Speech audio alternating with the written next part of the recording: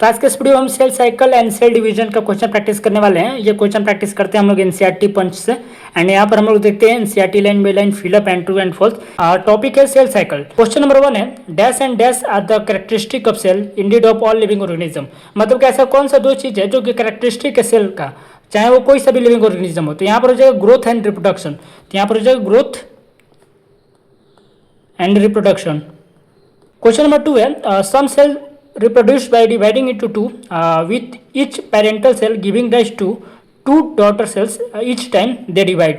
तो यहाँ पर मतलब ये कह रहे हैं कि सम सेल यानी कुछ सेल रिप्रोड्यूस करते हैं जो कि डिवाइड हो जाते हैं दो में। तो यहाँ पर पढ़ते ही हम लोग को समझ में आ रहा है कि ये स्टेटमेंट फॉल्स है, क्योंकि यहाँ पर सम सेल नहीं होता है, ऑल सेल होता है। तो यहाँ पर ये स्टेटमेंट फॉल्स हो जाएगा। तो यहाँ पर ऑल होगा, यहाँ पर सम नहीं होगा, तो ये स्टेटमेंट फॉल्स हो जाएगा। क्वेश्चन नंबर 3 है cell division is very important process in all living organism. ये स्टेटमेंट ट्रू है। यहाँ पर सेल डिवीजन बहुत इंपॉर्टेंट है लिविंग ऑर्गेनिज्म में, ये स्टेटमेंट ट्रू हो जाएगा। क्वेश्चन नंबर 4 है during the division of cell, जब सेल का डिवीजन होता है तो DNA replication and cell growth also takes place. तो वहाँ पर डीएनए रेप्लिकेशन और सेल ग्रोथ होता है, तो ये स्टेटमेंट जो होता है ये स्टेटमेंट ट्रू होता है। तो ये स्टेटमेंट जो है ये स्टेटमेंट ट्रू हो जाएगा। क्वेश्चन नंबर 5 है although cell growth in terms of cytoplasmic increase is a discontinuous process, DNA synthesis occur only during one specific stage in cell cycle, जिसको हम लोग बोलते हैं स्पेस। तो यहाँ पर ये स्टेटमेंट हम लोग पढ़ेंगे तो लगेगा सही है, लेकिन यहाँ पे डिसकंटिन्यूस दिया है, इसके कारण ये स्टेटमेंट फॉल्स हो जाएगा। यहाँ पर कंटिन्यूस प्रोसेस होता है, तो ये स्टेटमेंट फॉल्स हो जाएगा। क्वेश्चन नंबर 6 है the replicated chromosome DNA are distributed to daughter nuclei by a simple series of event during cell division. ये स्टेटमेंट भी फॉल्स हो जाएगा, क्योंकि यहाँ पर रेप्लिकेटेड क्रोमोसोम डीएनए डिस्ट्रीब्यूट होता है to daughter nuclei by simple series नहीं होता है, यहाँ पर कॉम्प्लेक्स सीरीज होता है। तो यहाँ पर कॉम्प्लेक्स सीरीज ऑफ इवेंट होता है, तो यहाँ पर स्टेटमेंट ये फॉल्स हो जाएगा। क्वेश्चन नंबर 7 है all event of cell division are themselves not under genetic control. यहाँ पर नॉट लिख रहा है, यहाँ पर ये स्टेटमेंट इसके कारण ये फॉल्स हो जाएगा। यहाँ पर ये जेनेटिक कंट्रोल में ये अंडर जेनेटिक कंट्रोल होते हैं, तो यहाँ पर ये स्टेटमेंट फॉल्स हो जाएगा। यहाँ पर नॉट दिया है, इसके कारण ये स्टेटमेंट फॉल्स है, तो यहाँ पर हम लोग फॉल्स लिख लेते हैं।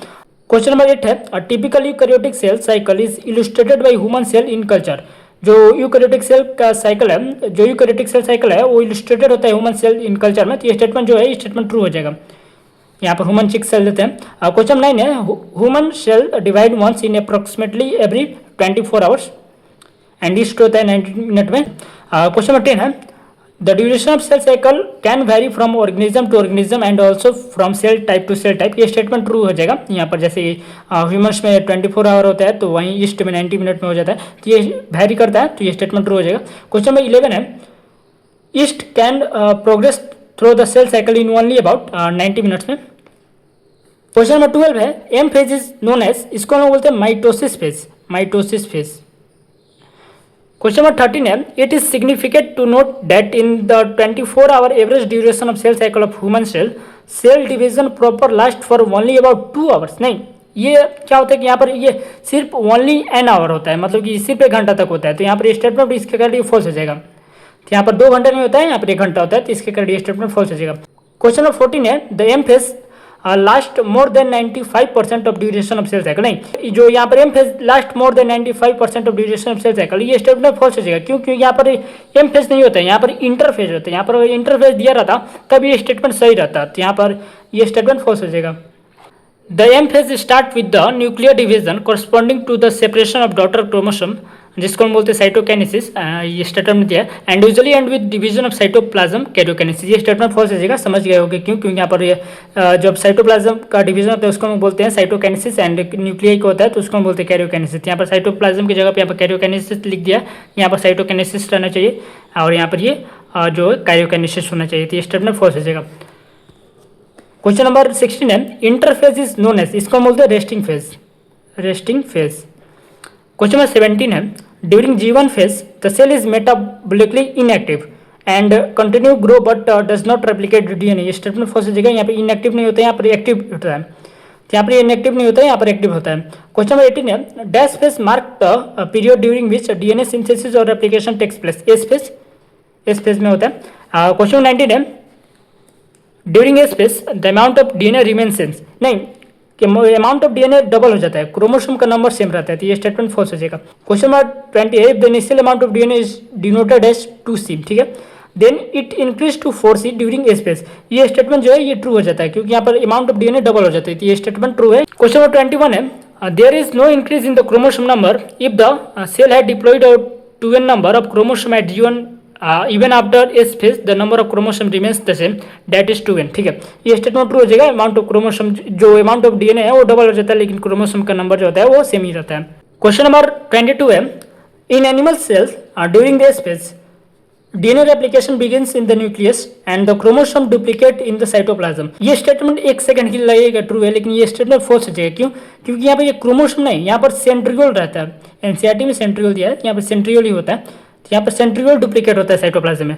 आप देखते हैं question number 23 during the G2 phase protein are synthesised in preparation for mitosis while cell growth discontinuous.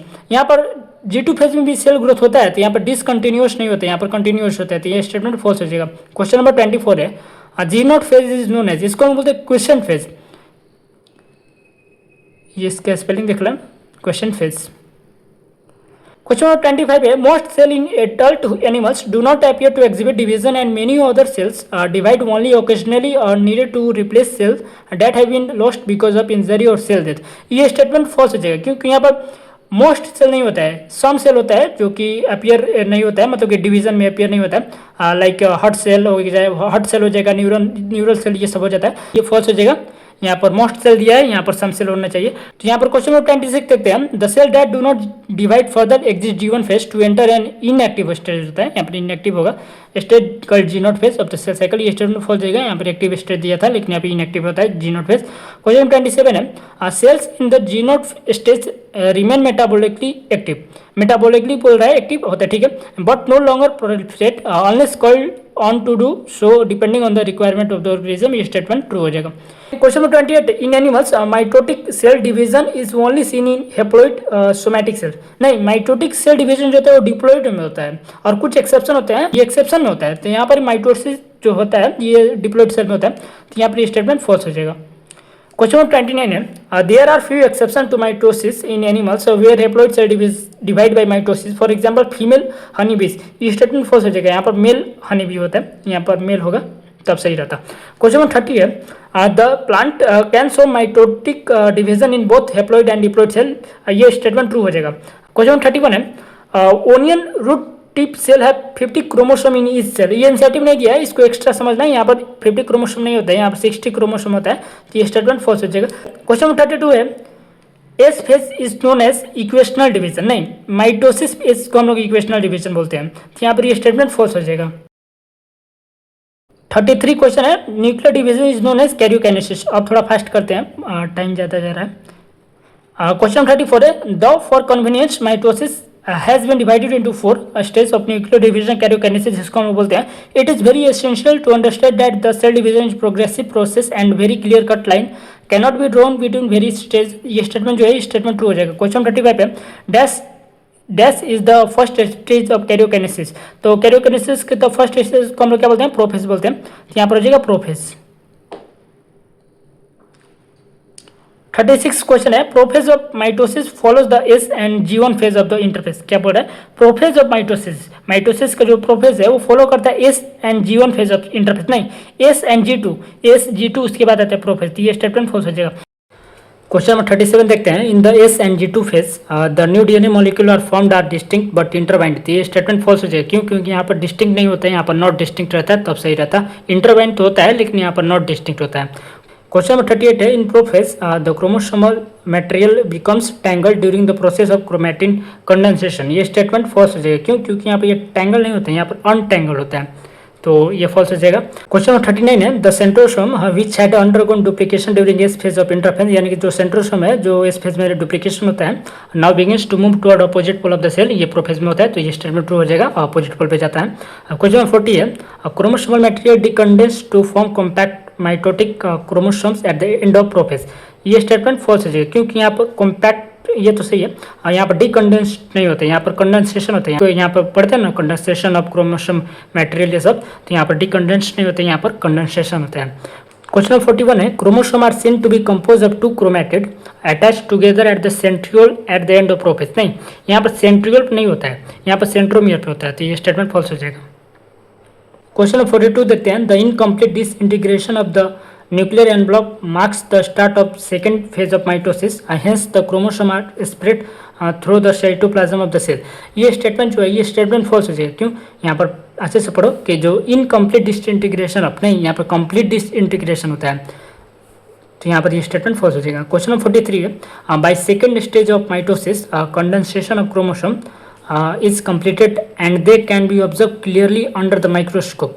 ये स्टेटमेंट ट्रू हो जाएगा। सेकेंड स्टेज ऑफ माइटोसिस जो होता है यहाँ पर प्रोफेज मेटाफेज, तो मेटाफेज में जो होता है कंडेंसेशन कंप्लीट हो जाता है क्रोमोसोम का। क्वेश्चन 44 है। Metaphase in best phase two view क्या, तो यहाँ पर मेटाफेज में हम लोग क्या देख पाते हैं क्रोमोसोम का, तो मोर्फोलॉजी देख पाते हैं, तो मोर्फोलॉजी हो जाएगा।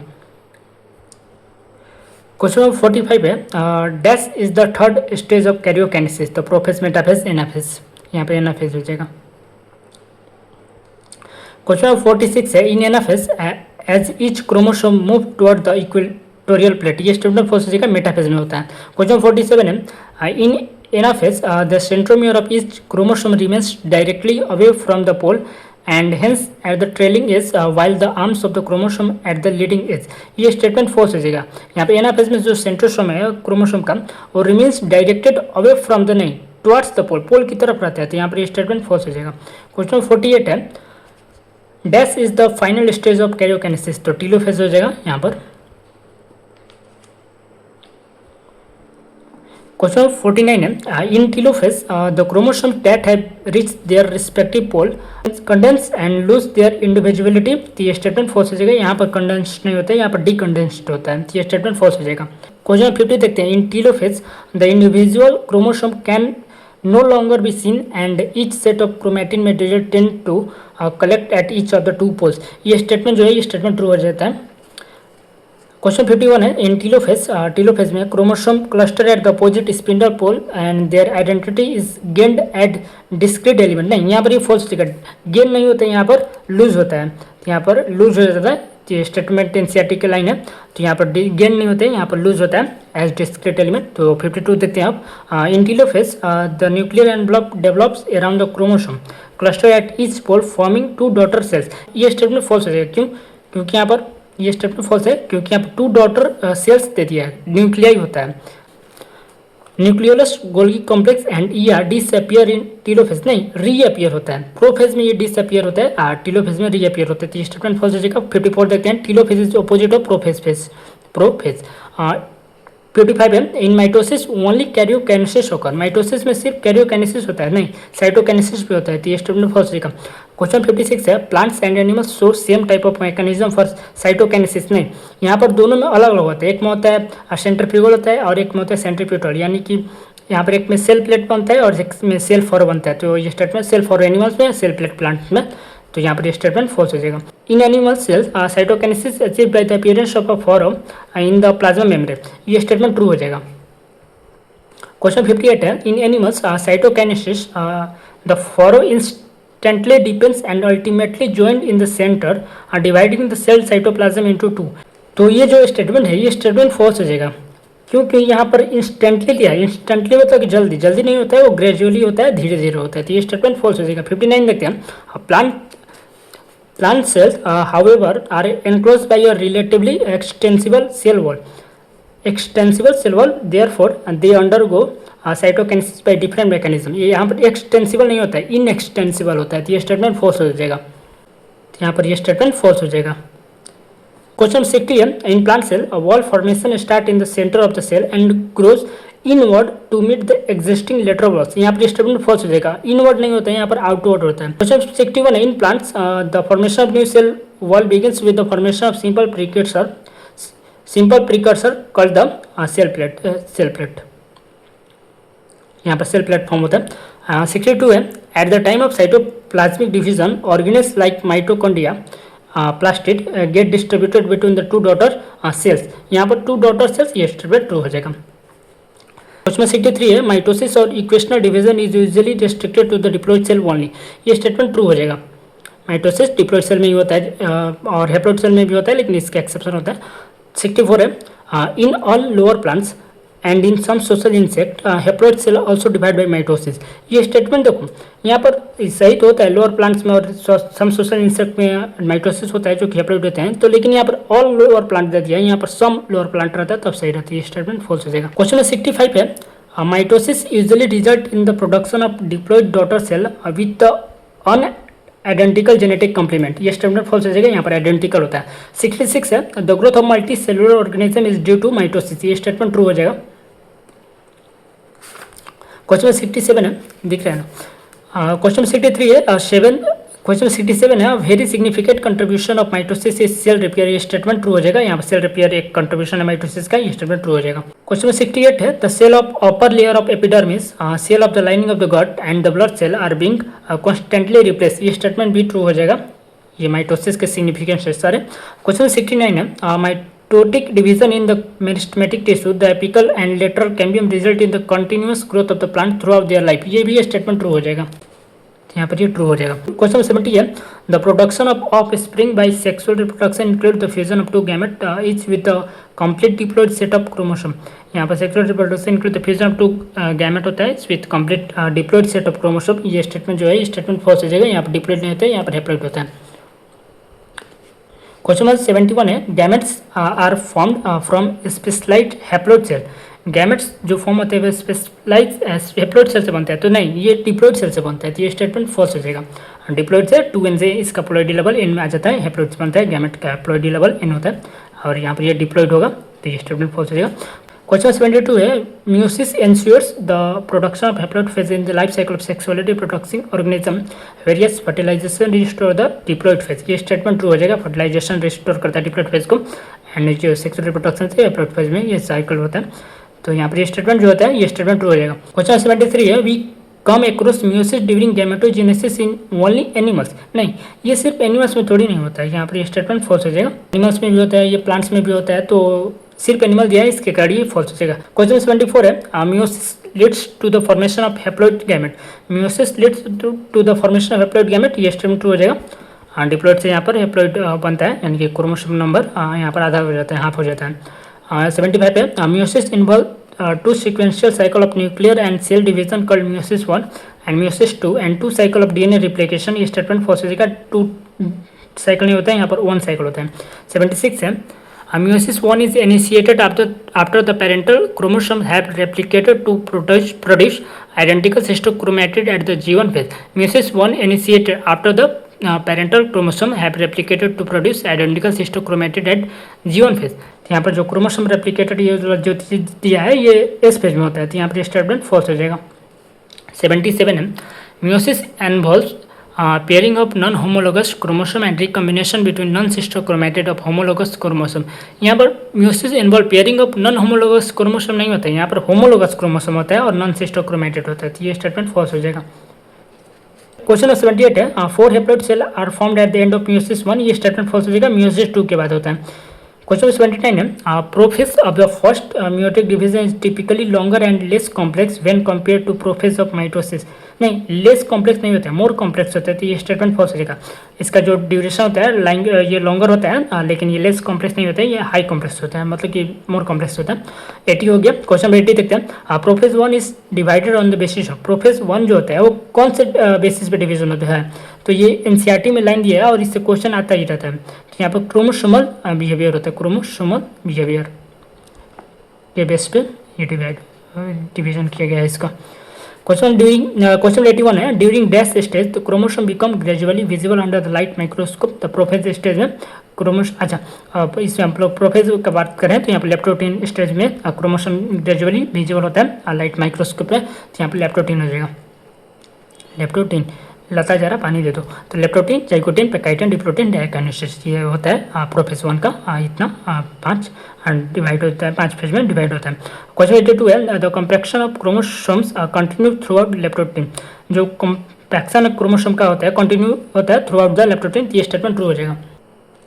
क्वेश्चन 83 है leptotene is followed by the second stage of prophase 1 called zygotene. अब जल्दी करते हैं, ठीक है। क्वेश्चन 84 है electron micrographs of the homologous chromosome indicate that chromosome synapsis is accompanied by the formation of complex structure called, इसको बोलते हैं साइनेप्टोनिमल कॉम्प्लेक्स।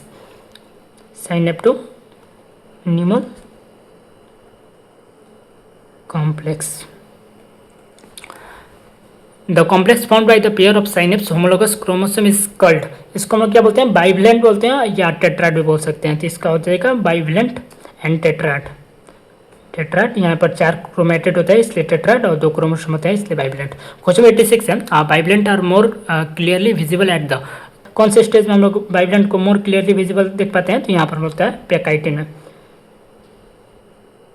Question 87 है, the first 2 stages of prophase 1 are relatively long lived compared to the next stage that is pachytene. Prophase and prophase में prophase 1 का जो होता है leptotene zygotene वो लॉन्ग लिव नहीं होता है, यहाँ पर ये शॉर्ट होता है।